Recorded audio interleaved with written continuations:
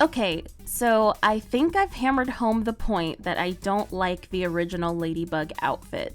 There's an entire section of myself and Cyrus the Great essentially tearing down this bland travesty in our video where we judge the Miraculous users' outfits. No, I won't judge the akumatized villains' outfits, and no, I won't judge the civilian outfits either. Without getting into a long spiel about it again, simply put, her outfit bothers me because of how unimaginative it is, despite it not only being the outfit of the main character of a magical girl superhero show, but also being the outfit of someone who is supposed to embody creativity, and someone who wants to be a fashion designer. But Aloe, Ladybug's outfit is like that because when Marinette first became Ladybug, she was very unsure of herself and didn't know what to expect. She wasn't ready to be a hero, so she had a hard time envisioning herself in something more extravagant. That's a cute answer and all, but one, it implies that literally every other person who became a hero or used the Miraculous immediately had an idea in their head of what kind of hero they wanted to be, and or they were all immediately ready to be heroes, which I refuse to accept, both from a probability standpoint and because it gives off quote-unquote Marinette is not like other girls energy, and I don't like that. And two, by the time she became more confident, she could have gotten a permanent outfit upgrade since Miraculous users are able to influence what they look like in their super forms. But Aloe, Ladybug did get a costume upgrade once the Lucky Charms came into play. Sure, but why does she only get that outfit when using her Lucky Charm? Why not just have it permanently? It's weird. When other magical girls get their outfit upgrades, they usually keep the upgrade. Although, funnily enough, Sailor Moon had a point in her history where she had an outfit/power upgrade that was only in play when she activated a specific power, after which she'd go back to her base outfit. Considering Astruc was supposedly, at least partially, inspired by Sailor Moon to create Ladybug, as well as being inspired by Shigokara, but that's a different conversation that we already had. Considering Sailor Moon was an inspiration, there's a chance that he took this story beat and adapted it for Miraculous's story. But here's the thing. In Sailor Moon, she eventually kept the upgrade in the long term and didn't revert back to her old form. Does this mean that Ladybug will eventually permanently stay in her upgraded outfit? Perhaps. Perhaps not. But until then, I will make my points. And even then, I still have beef with her original outfit. That is Ladybug's, not Sailor Moon's. But Aloe, Miraculous Ladybug isn't a magical girl show. Yes, it is. You can either agree with me, or you can deal with it. But Aloe, she nevertheless does get a more impressive outfit. Yes, I'll admit, the upgraded outfit is leagues better, but it's still not as exciting as I'd like it to be. As far as I'm concerned, the upgraded outfit should have been the base outfit. But Aloe, Ladybug's outfit can't be that extravagant. After all, she's fighting and doing acrobatics all the time. Extra fluff would just get in the way. Literally look at any other magical girl show and come talk to me about how their outfits hinder their battle progress. It's fiction, and animation at that. We can make some reasonable alterations to the logistics of how well overly dressed people can fight. It's called suspension of disbelief. Yes, I know that outfit-wise, Astruc and the design team took more influence from Western superheroes and their more form-fitting suits, which is fine, but even those outfits are more exciting than Ladybug's. How do you have every other super person in your show better dressed than your main heroine? But Aloe, Ladybug's outfit may be simple, but it's iconic. Iconic doesn't always mean quality.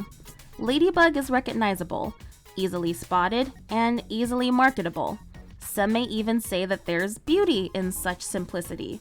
Heck, I'm sure many fans appreciate how bland her outfit is, and I'm sure there's some profound metaphor regarding its blandness. But I'm sorry, I just can't get on board with it. Call it my personal taste, but I need more aesthetic stimulation. Hello everyone, my name's Aloubell and I am not a fashion designer. This is why I've put off redesigning Ladybug's outfit or anyone else from the show. Calimara and many others are much more suited for this task. Go check out her videos on the subject. I never really had plans to do this, but one day inspiration hit me out of nowhere, so I figured, why not?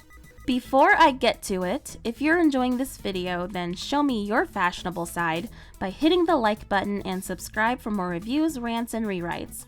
Follow me on my socials in the description, and be sure to join our community Discord, the Bell Tower, link also in the description. If you're still watching at this point, put the needle and thread emoji in the comments. Thank you!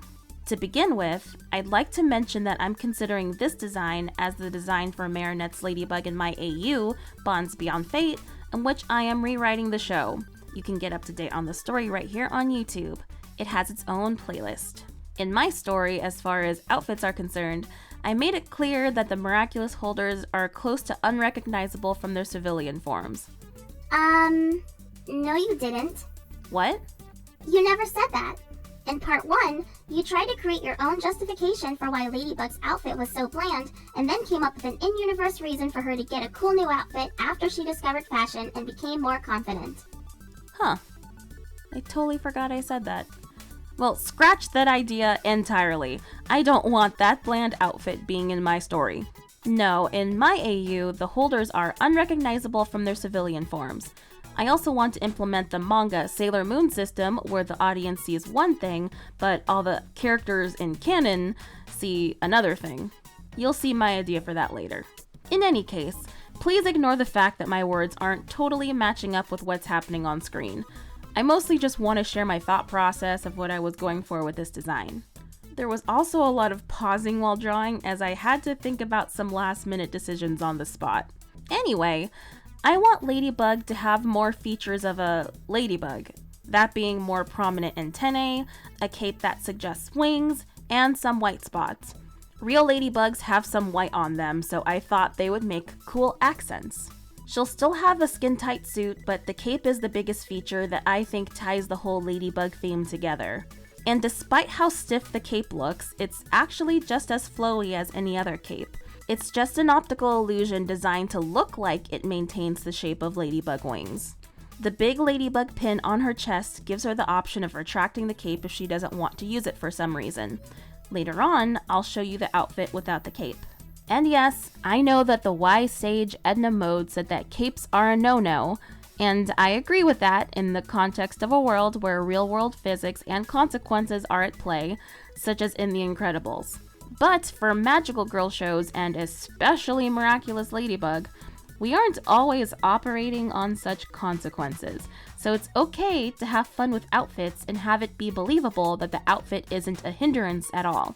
In fact, most cartoons, and especially anime, operate under this logic, so the cape is fine.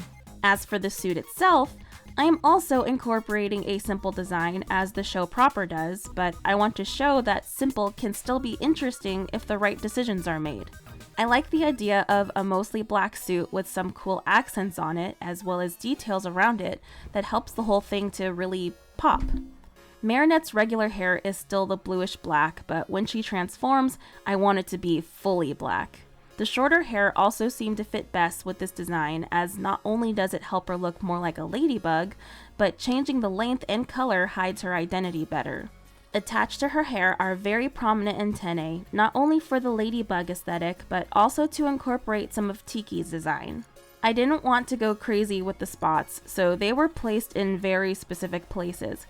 I was also very intentional in not letting the white spots go anywhere near the black spots.